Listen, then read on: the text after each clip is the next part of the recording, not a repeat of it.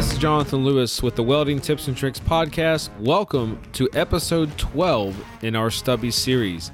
Today, Roy Crumrine will be tackling a question on what to look for in a company when you are applying there. Today's episode is sponsored once again by CK Worldwide.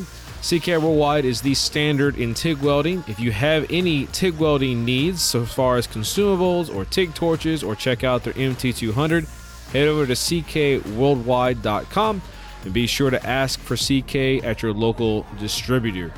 Without further ado, here is Roy.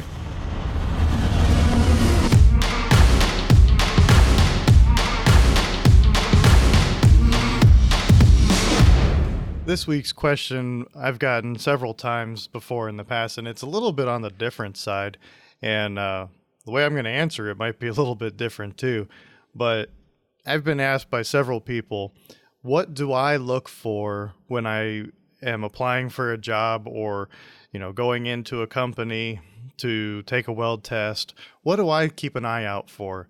And there are a few things that I really like to do, and one of them might be really strange, but it proves to be kind of true in my experiences at least. But the very first thing that I do when I pull up to a company is I look at the cars in the parking lot. Are they new? Are they nice? Are they old and beat up? Are the cars parked in parking spots? Or are they just strewn all over the place and haphazardly just wherever? And to me, that tells me a lot about what type of company it is right off the bat. If the cars are really nice, maybe they pay well. Are they all parked in parking spots?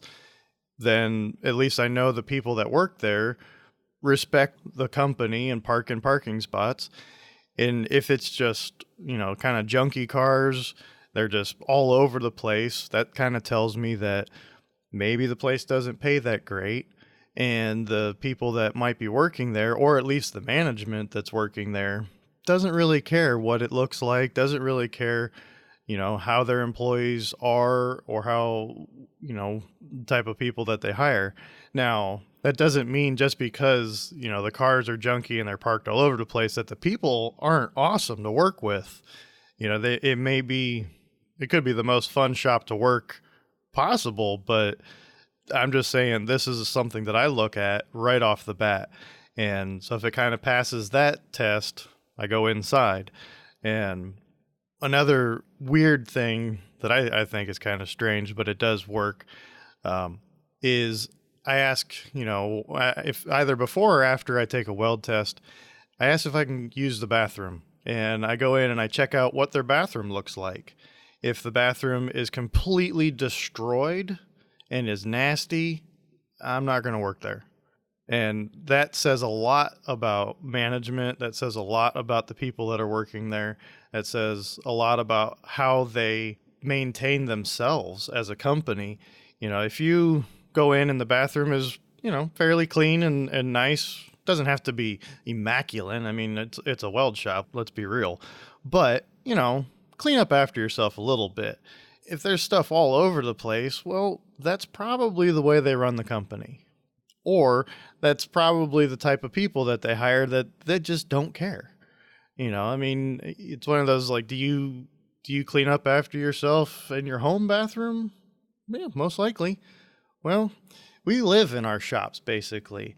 Where we work, we're there more than we are at home. So I always consider that basically my home, away from home. And I like to know that the people that I work with generally take care of their own bathroom. Like I said, it might be a strange thing, but it does prove true. If you go in and it's really nice and clean and stuff, and hey, another check off.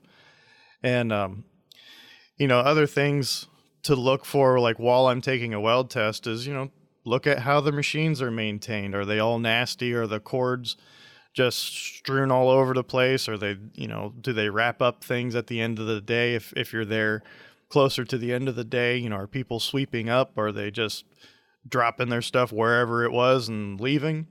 All these things make a big difference to me on how you leave your day at work. I like to leave knowing that when I'm going to come in the morning, my booth is, at least swept up. The torches are rolled up and all different things, stuff like that, where, it's not just a big old mess.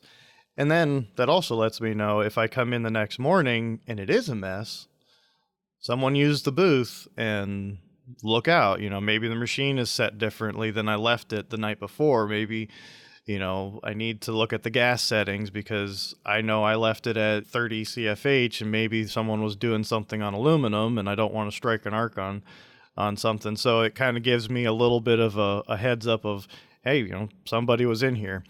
But that's kind of going down a little rabbit hole there. But whenever I am taking a weld test, I do ask whoever's administering it, I ask them, what are they looking for?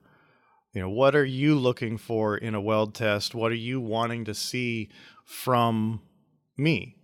And if they're like, I don't care, just weld it. Well, that tells me they don't care.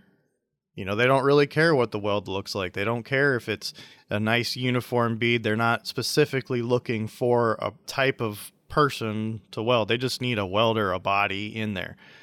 If I really just need a job, well, it's kind of a negative mark on my book. I want to have a supervisor that's giving me a weld test saying, I'd like to have a weld that's, about this big, this long, uniform all the way across, no burn through, or, on this side, I want it to look this way. And maybe on this side, if you can make it look this way, or, if you want to do half of it fused and then the other half of it, giving me a little bit of direction, because then that tells me this person actually cares about what the welds in this shop look like, how they're done.